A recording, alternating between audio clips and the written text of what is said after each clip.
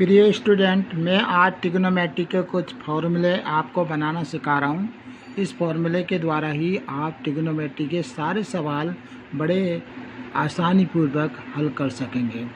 तो एक छोटा फॉर्मूला होता है, आप इसे लाल बटे कक्का लिख दीजिए और इसके अनुसार ये आपको 6 जो दिए जाते हैं ट्रिग्नोमेट्री में, उसमें साइन नंबर 1 होता है।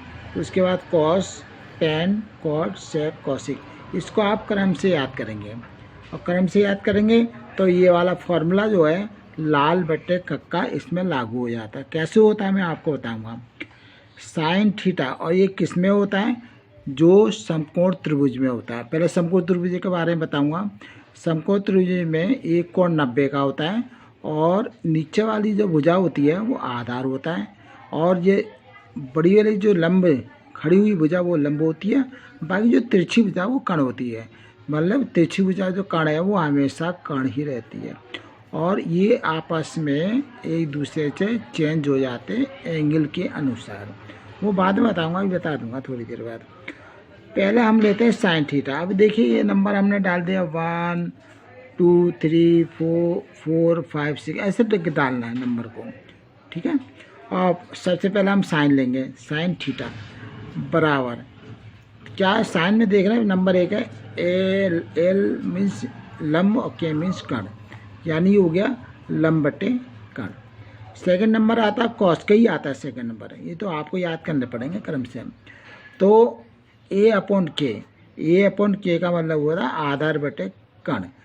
और तीसरा नंबर है टेन का होगा, टेन का एल बटे ए, एल बटे ए, एल का मतलब लंब हो गया और ए का मतलब आधार हो गया। अब आइए चौथे नंबर पे। चौथा नंबर कोट का होता है, तो अब एरो जैसे ऊपर बनाना है, तो अब यहाँ से आपको ऊपर चलना है, यानी आधार बटे लंब। यहाँ पे देख लीजिए आधार बटे लंब हो जाएगा। पाँचवा जो है वो हमारा सेक का होता है और पाँचवा जो हो गया कर्ण बटे आधार, तो यहाँ पे हमने लिख दिया कर्ण बटे आधार, हिंदी में लिख दिया। और जो छठा जो होता है वो कौशिक होता है, तो कौशिक बराबर के बटे एल का मतलब होता है कर्ण बटे आधार, कर्ण बटे आधार। इस प्रकार से 6 फॉर्मूले को आप इसके अनुसार याद कर सकते हैं। अब जो याद कर लेंगे तो इसके आगे जो इस ट्रिग्नोमेट्री के सवाल हैं इसके आधार पे आसानी से निकाल सकते हैं। अच्छा, ये समकोण त्रिभुज है। समकोण त्रिभुज में एक फॉर्मूला और तैयार होता है, क्या? वो होता है कर्ण का स्क्वायर, कर्ण मीन्स AC, ठीक है ना। तो अच्छी लाइन बताइए मतलब कर्ण जो होती है। और आधार का स्क्वायर यानी कर्ण का स्क्वायर इक्वल टू आधार का स्क्वायर प्लस लंब का स्क्वायर। तो आधार को हमने AB मान लिया, तो AB का स्क्वायर प्लस लंब हमारा BC का स्क्वायर हो गया। इस प्रकार से एक फॉर्मूला ये भी हमारा तैयार हो गया। तो आप इस फॉर्मूले को किसी प्रकार से रट लीजिए। सरल तरीका यही है कि इसको द्वारा लाल बटे कक्का द्वारा इसको हम बना सकते हैं और याद भी कर सकते हैं। प्रश्नावली 8.1 का पहला सवाल है, त्रिभुज ABC में जिसका कोण भी समकोण है, AB बराबर 24 सेंटीमीटर दे रखा है और BC बराबर 7 सेंटीमीटर, और इसमें जो लिखा हुआ है निम्नलिखित का मान ज्ञात कीजिए। पहले में साइन A cos A का मान निकालना है और दूसरे में साइन C cos C का मान निकालना है। तो सबसे पहले ये ट्राइंगल बनाएंगे और ट्राइंगल में इसमें जो दे रखा है AB बराबर 24 सेंटीमीटर, तो AB जो आधार है वो 24 सेंटीमीटर लिख देंगे और BC बराबर 7 सेंटीमीटर, BC बराबर 7 सेंटीमीटर लिख देंगे। अब हम AC अर्थात कर्ण का मान ज्ञात करेंगे। मैंने फॉर्मूला बताया था कर्ण का स्क्वायर बराबर होता है आधार का स्क्वायर प्लस लंब का स्क्वायर। ये फॉर्मूला याद होनी चाहिए, लिख दीजिए। कर्ण की जगह हम लिखते हैं AC का स्क्वायर, आधार AB का स्क्वायर और प्लस लंब BC का स्क्वायर। अब लिखने के बाद AB की जो दे रखा है AB की वैल्यू 24, तो 24 का स्क्वायर लिखेंगे और BC दे रखा 7, तो 7 का स्क्वायर तो 24 का स्क्वायर 24 गुणा 24 करेंगे तो ये आ जाएगा हमारा 576 प्लस इसी प्रकार 7 का स्क्वायर 7 इंटू 7 49 और इनको जोड़ने पर आ जाएगा 625। मगर यहाँ पर AC स्क्वायर है, हमें AC की वैल्यू चाहिए तो स्क्वायर हटाएं। तो कभी भी स्क्वायर हटाने इस साइड से तो राइट हैंड साइड पे अंडर रूट का चिन्ह चढ़ता है, यानी अंडर रूट लगाना पड़ता है। और 600 का अंडर रूट यानी वर्गमूल निकालेंगे तो आएगा हमारा 25, यानी AC बराबर 25 सेंटीमीटर हो गया। तो AC की जगह ये हमने लिख दिया 25 सेंटीमीटर।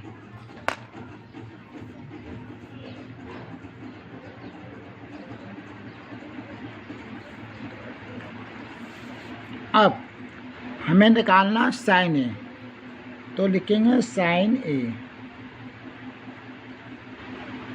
अच्छा, ए का मतलब ये वाला एंगल, ये वाला। और कोई भी एंगल के सामने वाली भुजा वो लंब होती है और नीचे वाली आधार होती है। तो साइन ए, जैसे मैंने फॉर्मूला आपको बताया था, साइन ए बराबर होता है लंब बटे कर्ण, अर्थात BC बटे AC। ये लंब हो गया और ये हमारा कर्ण हो गया, तो BC अपॉन AC। और BC यहाँ पे आ देखिए BC वैल्यू कितनी है 7, और AC जो हमने फाइंड किया है 25। तो साइन ए का मान जो आ गया 7/25। अब निकालना सेकंड नंबर कॉस ए, तो यहाँ पे लिखेंगे कॉस ए। कॉस ए बराबर क्या होता है? कॉस ए बराबर बताया था आधार बटे, यहाँ पे देखिए आधार बटे कर्ण। तो आधार का मान, आधार लिखेंगे AB बटे कर्ण AC। आधार कितना AB 24 अपॉन AC वही 25। ये हमारा सेकंड आ गया आंसर। अब फर्स्ट, अब सेकंड के दो हैं। साइन C, अब देखिए C है, एंगल हमारा बदल चुका है C, और इसका मतलब है ये हमारा एंगल C आ गया। अब मैंने अभी बताया था एंगल जो है उसके सामने वाली भुजा यानी AB ये लंब हो जाएगा। जब ये लंब होगा तो ये हमारा BC आधार बनेगा। कर्ण AC वैसे रहता है। तो साइन C बराबर होता है, फॉर्मूला भी चलेगा, साइन C बराबर लंब बटे कर्ण। मगर इसके लिए साइन C के लिए लंब हमारा होगा AB, और साइन AB हो गया और कर्ण का मान होगा हमारा AC, क्योंकि कर्ण बदलता नहीं है। तो AB की वैल्यू देखते हैं, यहाँ पे AB वैल्यू हमारी है 24 और AC की वैल्यू है, देख लीजिए AC की वैल्यू यहाँ पे 25। ये हो गया आंसर। अब देखिए, अब हमें कॉस C, कॉस इस एंगल के लिए कॉस बराबर होता है आधार बटे कर्ण, मगर इस एंगल के लिए आधार ये वाला होगा और कर्ण हो जाएगा ये वाला, तो इसका नाम हो जाएगा BC अपॉन AC। तो यहाँ पे लिखेंगे BC अपॉन AC। अब BC वैल्यू देखिए कितनी है 7 है, और AC वैल्यू यहाँ पे देखिए AC वैल्यू हुई 25 है। तो इसका आंसर हो जाएगा 7/25। क्वेश्चन नंबर 2 दे रखा है आकृति 8.13 में 10p माइनस कोट R का मान ज्ञात कीजिए। चित्र भी दिया गया है, PQR ये चित्र दिया गया है, और PQ का मान 12 दे रखा है, PR का मान 13 दे रखा है। और ये समकोण त्रिभुज है। सबसे पहला हमें tan P है, तो इसके लिए हम आधार का मान निकाल लेते हैं, फॉर्मूला वही लगाएंगे। कर्ण का स्क्वायर इक्वल टू आधार का स्क्वायर प्लस लंब का स्क्वायर, यह हमने फॉर्मूला लगा दिया। यहाँ पे कर्ण हमारा PR है, यानी PR का स्क्वायर आधार QR का स्क्वायर प्लस लंब PQ का स्क्वायर। कर्ण का मान दे रखा 13 का स्क्वायर प्लस QR की वैल्यू निकालनी है, यानी आधार निकालना है, तो QR को ऐसे रहने दीजिए। और PQ ये 12 दे रखा, तो 12 का स्क्वायर, 13 का स्क्वायर 169, 13 गुणा 13 करेंगे तो 169 आ जाएगा। और QR का स्क्वायर इक्वल प्लस 12 का 12 गुणा 12 144।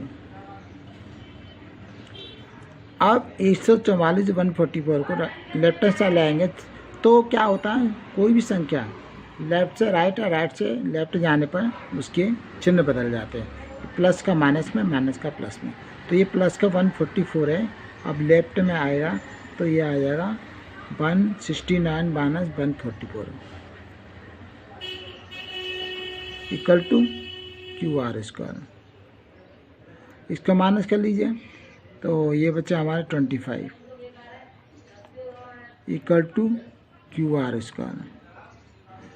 और स्क्वायर हटाते हैं तो इसमें अंडर रूट का साइन चढ़ जाता है, तो अंडर रूट 25 और 25 का वर्गमूल निकालेंगे तो आ जाएगा 5। इसका मतलब है जो आधार QR जो हमारा कितना हो गया 5 सेंटीमीटर। अब tan P, यहाँ पे हमें निकालना tan P, तो tan P अब इस एंगल को लेंगे और tan बराबर होता है लंब बटे आधार, मगर इसके लिए एंगल tan P इसके लिए हो जाएगा हमारा लंब का मतलब ये हो जाएगा और आधार का मीन्स ये हो जाएगा। तो कहने का मतलब हो जाएगा, यहाँ पे लिखता हूँ मैं tan P minus cot R। तो इस एंगल के लिए लंब बटे आधार, ये लंब होगा, सामने वाली भुजा लंब होगी, यानी QR अपॉन PQ माइनस अब कोट R। अब ये एंगल R आ गया है और कोट बराबर होता है, बताया था मैंने, आधार बटे लंब, तो आधार हो जाएगा QR बटे PQ। तो यहाँ QR की वैल्यू 5 है, तो 5 बटे 12 माइनस 5 बटे 12, तो ये प्लस माइनस के आपस में कट जाएंगे, बराबर 0। ये इसका आंसर है।